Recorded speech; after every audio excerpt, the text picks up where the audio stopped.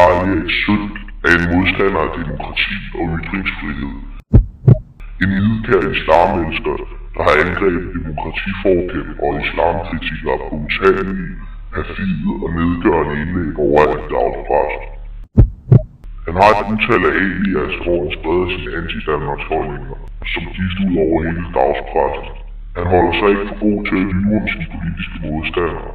Han manipulerer og fordrejer alle sandheder, så det bliver til fordel for de samfundsnedbrydende kræfter, han repræsenterer. Han er en af voldens bagmænd. Han demoniserer sine modstandere i skrift og tale, kalder demokratiforkæmpere for nazister og islamkritikere for islamofober. Når han så er demoniseret, dem træder de voldelige kræfter som æbler fra og smadrer dem rent fysisk. Karl Erik Sønck vil blive husket den dag i Danmark er der trist.